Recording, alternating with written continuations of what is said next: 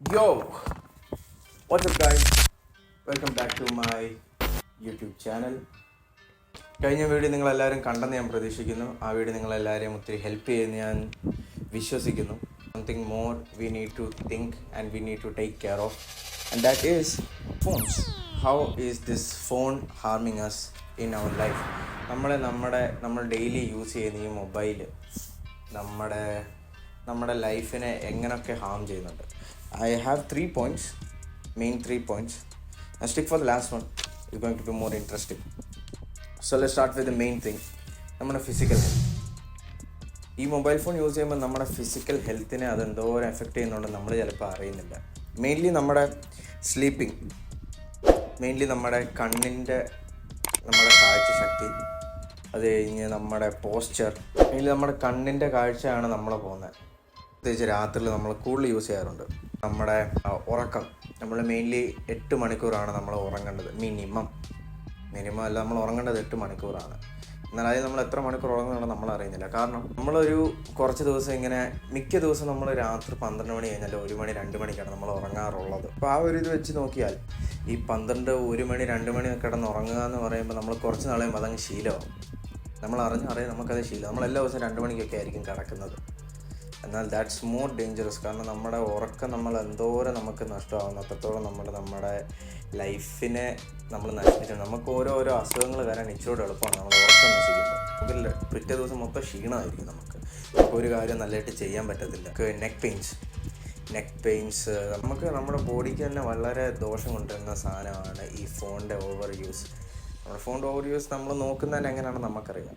എന്നാൽ phone use ചെയ്യരുതെന്നും പറയുന്നില്ല. ഫോൺ യൂസ് ചെയ്യണം. ഫോൺ യൂസ് ചെയ്യാൻ നമുക്ക് പറ്റത്തില്ല. നമ്മൾ മിക്ക കാര്യങ്ങളും ഫോണിനകത്താണ്.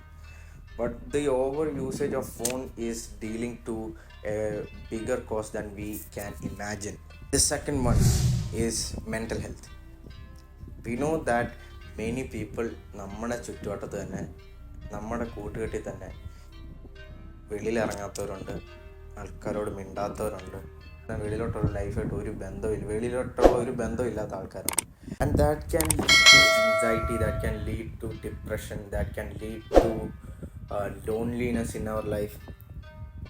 അപ്പോൾ നമ്മൾ വെളിയിൽ ഇറങ്ങുന്നതൊക്കെ നമ്മുടെ മെൻ്റലി നമ്മൾ വളരെ ഡിസ്റ്റർബ്ഡ് ആവും. That's the one of the main points, one of the main cons about this over usage of phones. We lose touch with the real life and the reality. We will be in an imaginary world. We will be thinking very different, and നമുക്ക് anger issues നമ്മളേതാണെന്ന് പറഞ്ഞല്ലോ, നമുക്ക് mentally നമ്മളത് തകർത്ത് കളയും completely. And the main third part is it reduces our productivity. That's the third point. നമുക്ക് ചെയ്യാനുള്ള കാര്യങ്ങൾ നമ്മൾ ചെയ്യത്തില്ല. നമുക്ക് ഡിസ്ട്രാക്ഷൻസ്, അഡിക്ഷൻ, ഈ 2 കാര്യം ഈ ഫോൺ കാര്യം നമ്മുടെ ലൈഫിൽ ഏറ്റവും കൂടുതൽ വരുന്നതാണ്. നമ്മൾ ചെയ്യുന്ന ഒരു കാര്യത്തിന് ഫോക്കസ് ചെയ്യാൻ പറ്റത്തില്ല. നമുക്ക് ഫോണിനകത്ത് തന്നെ നമ്മൾ നോക്കാൻ എടുക്കുന്ന കാര്യത്തിൽ ക്ലിക്ക് ചെയ്ത് ഇൻസ്റ്റയിൽ കയറി കഴിഞ്ഞാൽ നമ്മൾ എന്തെങ്കിലും കണ്ടു കഴിഞ്ഞാൽ we will just scroll, we will just keep doing it. And there will be no end. നമ്മൾ എന്താണ് ചെയ്യാൻ വന്ന ആ കാര്യം നമ്മൾ മറന്നും പോവും. പിന്നെ അഡിക്ഷൻ.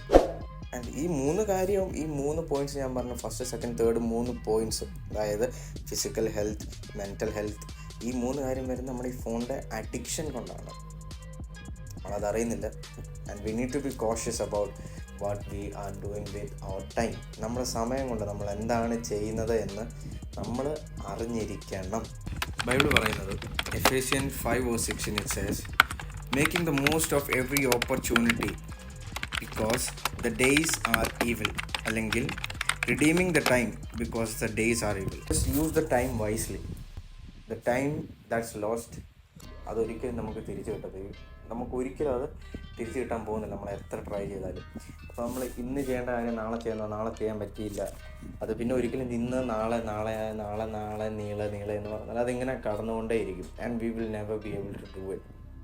നമ്മൾ ഫ്യൂച്ചറിൽ നമ്മൾ ഓർക്കും, ഞാൻ എന്തുകൊണ്ട് ഇത് ചെയ്തില്ല. So that's it for today. Hope you all enjoyed it. If you find this video helpful, please do share this video with everyone. We are trying to grow as an individual as well. We are trying to share our own thoughts, our own experience. Till the next video comes, stay tuned for that, and stay focused, stay fit, pray to God, and peace.